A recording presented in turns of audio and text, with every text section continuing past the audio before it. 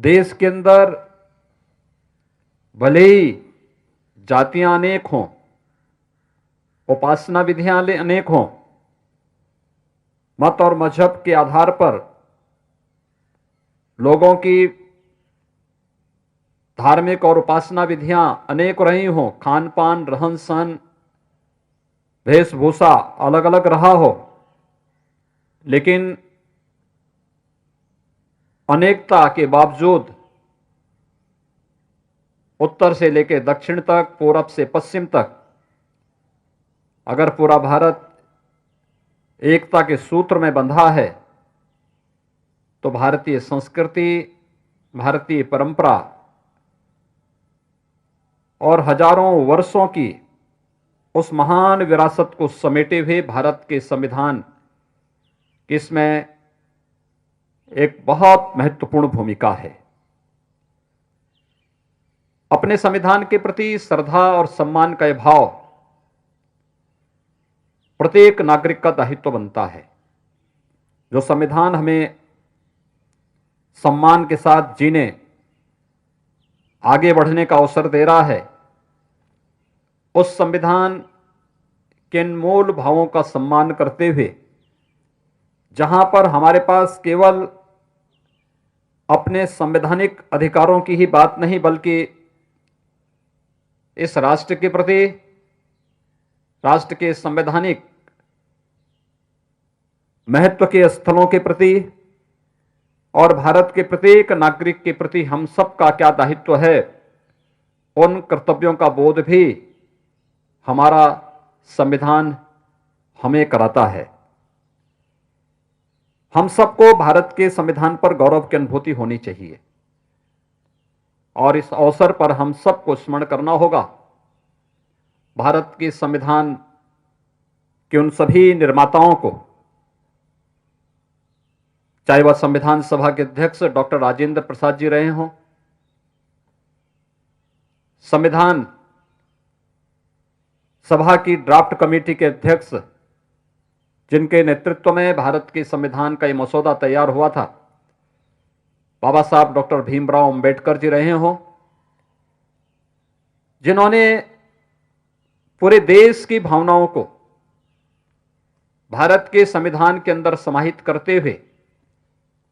भारत के प्रत्येक नागरिक को संविधान के प्रति श्रद्धा और सम्मान का भाव व्यक्त करने के लिए एक भाव दिया है। मैं इस अवसर पर भारत के संविधान निर्माण से जुड़े हुए भारत माता के उन सभी महान सपूतों को भी इस अवसर पर विनम्र श्रद्धांजलि अर्पित करता हूं। हम सब जानते हैं कि जब यह देश 72वां स्वतंत्रता दिवस, 72वां गणतंत्र दिवस का आयोजन पूरे भव्यता के साथ कर रहा है, गणतंत्र दिवस का 71 वर्ष अब तक इस देश ने हर्षोल्लास के साथ मनाए हैं। 26 जनवरी की तिथि हमारे लिए केवल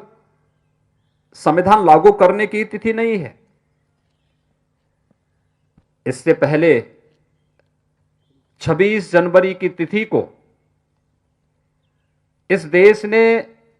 स्वतंत्र होने के पूर्व,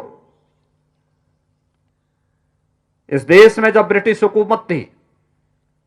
इस तिथि को पूर्ण स्वाधीनता दिवस के रूप में भी पहले से मनाने की एक व्यवस्था रही है और लगभग 1.5 दशक तक ऐसी स्थिति थी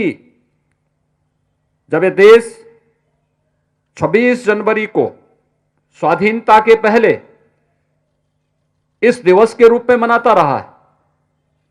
और अंततः जब 26 नवंबर 1949 को संविधान सभा ने संविधान को अंगीकार किया और फिर 26 जनवरी 1950 को पूरे देश के अंदर इसे लागू किया, यह तिथि हमारे गणतंत्र दिवस के रूप में हम सब के लिए अपने राष्ट्र के प्रतीक, भारत के संविधान के प्रति श्रद्धा और सम्मान को व्यक्त करने का एक अवसर भी हम सबको प्रदान करता रहा है। देश के अंदर हम 72वां गणतंत्र दिवस ऐसे अवसर पर उमंग और उत्साह के साथ मना रहे हैं, जब पिछले लगभग 10 महीनों से पूरा देश और पूरी दुनिया वैश्विक महामारी कोरोना की चपेट में है। आपने देखा होगा इस पिछले 10-11 महीनों से लगातार दुनिया के अंदर भी, देश के अंदर भी और प्रदेश के अंदर भी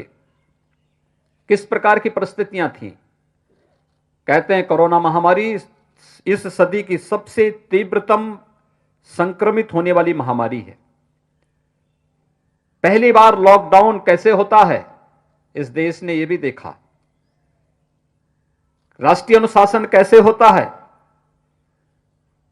देश के माननीय प्रधानमंत्री जी के आह्वान पर पूरे देश ने राष्ट्रीय अनुशासन का जो परिचय दिया, उसका परिणाम भारत के 135 करोड़ नागरिकों की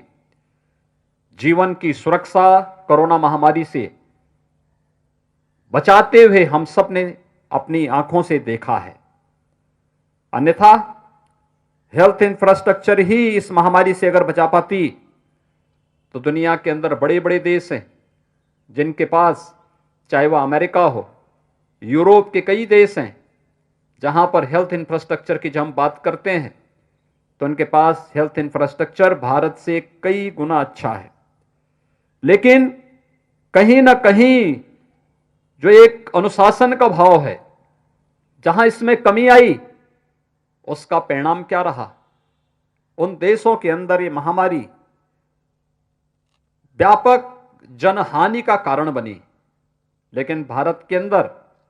एक यशस्वी नेतृत्व में समय से लिए गए निर्णय और फिर निरंतर संवाद के माध्यम से दुनिया के सबसे बड़े लोकतंत्र में सभी अधिकारों के साथ जिस देश के नागरिक जी रहे हों, आगे बढ़ रहे हों, स्वाधीनता का अनुभव कर रहे हों, उस देश के अंदर कोरोना से निपटने के लिए जो रणनीति प्रधानमंत्री मोदी जी के नेतृत्व में बनाई गई, उसने सफलतापूर्वक भारत के अंदर जान को भी और जहान को भी बचाने में महत्वपूर्ण भूमिका का निर्वहन किया है। हम सबके लिए ये 72वां गणतंत्र दिवस इस महामारी से बचाव का उपहार लेकर के भी आई है। दुनिया के अंदर भारत एकमात्र देश है जिसने 2 स्वदेशी वैक्सीन विकसित किए हैं और ये स्वदेशी वैक्सीन 15 जनवरी से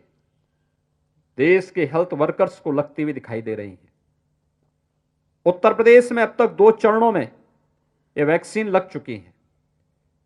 अभी 28 और 29 को फिर से हेल्थ वर्कर्स को इस वैक्सीन को लगाने की प्रक्रिया होगी और हमारा प्रयास है कि 15 फरवरी के आसपास हम कोरोना वॉरियर्स को भी, चाहे वह हमारे पुलिस के जवान हो, सुरक्षा के जवान हो, भारत की सीमा पे रक्षा करने वाले भारतीय सेना के हमारे बहादुर जवान हो, होमगार्ड, पीआरडी या स्वच्छता कर्मी, राजस्व के कर्मी, इन सभी को यह वैक्सीन देने की प्रक्रिया हम लोग प्रारंभ करने जा रहे हैं। एक नए विश्वास के साथ आज भारत आगे बढ़ रहा है। लेकिन आपदा के समय कैसी रणनीति बनाई जानी चाहिए। उत्तर प्रदेश पुलिस ने लॉकडाउन प्रारंभ होने के बाद जब सारी चीजें बंद थी, उन असहाय, असमर्थ और उन लोगों के पास जिनके पास सामान्य बुनियादी सुविधाएं नहीं थी, डोर स्टेप डिलीवरी के माध्यम से हम PRV 112 का उपयोग करते हुए उन सभी लोगों तक इन सुविधाओं को पहुंचा सके, यह कार्य उत्तर प्रदेश पुलिस ने किया। राजस्व के कर्मियों ने इसके बाद इसके साथ जुड़ करके 24 करोड़ जनता को कैसे सुरक्षित किया। आज न केवल माननीय प्रधानमंत्री जी ने उत्तर प्रदेश के कोरोना प्रबंधन की सराहना की है, बल्कि दुनिया की सबसे बड़ी स्वास्थ्य संस्था विश्व स्वास्थ्य संगठन ने भी उत्तर प्रदेश के कोरोना प्रबंधन की सराहना की है। हम लोग एक टीम भाव के साथ जब कार्य करते हैं, उसके परिणाम भी उसी रूप में हम सबके सामने मिलते हैं। और आज उत्तर प्रदेश एक नई दिशा की ओर अग्रसर हुआ है। सुरक्षा का एक बेहतर वातावरण ये न केवल आम जन के विश्वास का प्रतीक बना है, बल्कि सुरक्षा का यह बेहतर वातावरण प्रदेश में व्यापक निवेश और रोजगार की संभावनाओं को भी लेकर के चल रहा है। हमने कोरोना कालखंड में 1.25 करोड़ लोगों को रोजगार उपलब्ध करवाने में यहां पर हमें मदद मिली। अगर निजी क्षेत्र में निवेश नहीं होता तो संभवतः हमारे लिए एक चुनौती होती, लेकिन सुरक्षा का जो बेहतर वातावरण प्रदेश के अंदर बना, उसका परिणाम है वह जनविश्वास का प्रतीक बना। देखते ही देखते दुनिया के सभी निवेशक और उद्यमी उत्तर प्रदेश के अंदर निवेश करने के लिए आज उनके अंदर एक ललक है। उन लोगों में एक प्रतिस्पर्धा प्रारंभ हुई है कि हम भी उत्तर प्रदेश के अंदर निवेश करेंगे, और इस निवेश का परिणाम उत्तर प्रदेश के नौजवानों को नौकरी, रोजगार और साथ साथ उसको देखते हुए स्वरोजगार की भी सुविधाएं प्रदेश के अंदर प्राप्त हो रही हैं। यह देश आभारी है प्रधानमंत्री मोदी जी का, जिन्होंने लॉकडाउन के दौरान गरीब कल्याण पैकेज के साथ ही भारत को एक स्वावलंबी और सशक्त राष्ट्र के रूप में अग्रसर करने के लिए आत्मनिर्भर भारत का एक नया मंत्र देश को दिया। आत्मनिर्भर भारत का यह मंत्र हमारे परंपरागत उद्यम और उत्पाद से प्रारंभ होता है। उत्तर प्रदेश 2018 में ही एक जनपद एक उत्पाद की अपनी व्यापक कार्य योजना के माध्यम से इसे आगे बढ़ा चुका है। एक जनपद एक उत्पाद ये हमारे परंपरागत उद्यम है जो पहले से ही उत्तर प्रदेश के अंदर थे, लेकिन उपेक्षा के कारण उन पर कहीं भी शासन और प्रशासन की दृष्टि न जाने के कारण वे लोग उपेक्षित महसूस कर रहे थे। लेकिन आज एक जनपद एक उत्पाद की हमारी यह कार्य योजना आत्मनिर्भर भारत का आधार बनती हुई दिखाई दे रही है। प्रदेश के अंदर अन्नदाता किसानों के लिए जिस प्रकार के कार्यक्रम चलाए गए, पिछले 6 वर्षों के दौरान देश के अंदर किसानों के हितों के लिए जिस प्रकार के कार्यक्रम चले, चाहे वह सॉयल हेल्थ कार्ड का हो, प्रधानमंत्री फसल बीमा योजना का हो, प्रधानमंत्री कृषि सिंचाई योजना का हो, स्वामीनाथन कमेटी की रिपोर्ट के अनुसार किसानों को लागत का 1.5 गुना दाम देने का हो, या फिर किसानों को दी जाने वाली प्रधानमंत्री किसान सम्मान निधि का लाभ हो, यह व्यापक पैमाने पर देश के अंदर आज हम सब महसूस कर सकते हैं। और उत्तर प्रदेश इस मामले में सौभाग्यशाली है। प्रधानमंत्री किसान सम्मान निधि में उत्तर प्रदेश के अंदर 2 करोड़ 35 लाख से अधिक किसान इस योजना का लाभ ले रहे हैं, जिसमें 6,000 रुपये सालाना प्रत्येक किसान को भारत सरकार के सहयोग से प्राप्त हो रही है। प्रधानमंत्री किसान सम्मान निधि ने इन सभी किसानों के जीवन में एक नया परिवर्तन दिया है, उन्हें किसी भी प्राकृतिक आपदा में बचाव का एक रास्ता दिया है। और यही नहीं, प्रदेश के अंदर प्रोक्योरमेंट की इस पॉलिसी ने केवल धान और गेहूं का जो प्रोक्योरमेंट प्रदेश के अंदर हुआ है विगत 3 वर्षों के दौरान, इसमें किसानों के खाते में 60,000 करोड़ रुपए प्रदेश सरकार ने डीबीटी के माध्यम से दिए हैं। गन्ना किसानों की बंद हो रही चीनी मिलों को प्रदेश के अंदर फिर से चलाया गया। कोरोना कालखंड में 119 चीनी मिलें चली और विगत 3.5 वर्ष के दौरान प्रदेश के अंदर 1,15,000 करोड़ रुपए के गन्ना मूल्य का भुगतान भी किसानों को कराया गया। युवाओं के लिए प्रदेश के अंदर 4 लाख प्रदेश के युवाओं को सरकारी नौकरियां उपलब्ध करवाने में, 15 लाख नौजवानों को रोजगार के साथ जोड़ने में, 1.5 करोड़ नौजवानों को हम लोगों ने प्रदेश के अंदर निजी क्षेत्र में भी रोजगार के साथ जोड़ने में और पूरे प्रदेश के अंदर बड़े पैमाने पर स्वतः रोजगार की भी संभावनाओं को आगे बढ़ाने में हमें मदद मिली है। आज हमारा एमएसएमई सेक्टर बेहतर तरीके से कार्य करते हुए आगे बढ़ रहा है। हर एक क्षेत्र में महिलाओं की सुरक्षा के लिए, उनके स्वावलंबन के लिए स्नातक तक की शिक्षा मुफ्त उपलब्ध कराने की बात रही हो, या फिर प्रदेश के अंदर मुख्यमंत्री कन्या सुमंगला योजना से लेकर के मुख्यमंत्री सामूहिक विवाह की योजना के माध्यम से बालिका की सुरक्षा और प्रधानमंत्री मोदी जी के बेटी बचाओ बेटी पढ़ाओ के इस अभियान को आगे बढ़ाने का कार्य रहा हो। मिशन शक्ति इस अभियान के साथ जुड़ करके उसे सफलतापूर्वक एक नई ऊंचाइयों तक पहुंचाने का कार्य कर रहा है। प्रदेश सरकार ने निश्चय किया है, उत्तर प्रदेश का हमारा नौजवान प्रतिभा और ऊर्जा से भरपूर है। उसकी प्रतिभा और ऊर्जा का उपयोग देश कर सके, दुनिया कर सके। इस देश से प्रतियोगी परीक्षाओं के लिए अभ्युदय नाम पर हम लोग एक फ्री कोचिंग की व्यवस्था वसंत पंचमी से पूरे प्रदेश के अंदर पहले चरण में कमिश्नरी मुख्यालयों में और इसके बाद इसे हर जनपद तक पहुंचाने की व्यापक कार्य योजना को हम आगे बढ़ा रहे हैं। ये फ्री कोचिंग केवल नीट और आईआईटी जेई के लिए ही नहीं होगा, एनडी और सीडीएस के लिए ही नहीं होगा, बल्कि यूपीएससी की भी उन अखिल भारतीय परीक्षाओं के लिए भी उन सभी नौजवानों को एक अवसर प्रदान करने, उन्हें एक प्लेटफॉर्म उपलब्ध कराने का एक मंच होगा, जिसमें हमारे प्रशासनिक अधिकारी भी क्लासेस लेंगे, अपने अनुभव का लाभ उन नौजवानों को देंगे और इसमें हम लोग जितो भी बेहतर फैकल्टी हो सकती है उसकी कार्य योजना को पूरी तैयार करके उसको लागू करने के लिए पूरी प्रतिबद्ध हैं।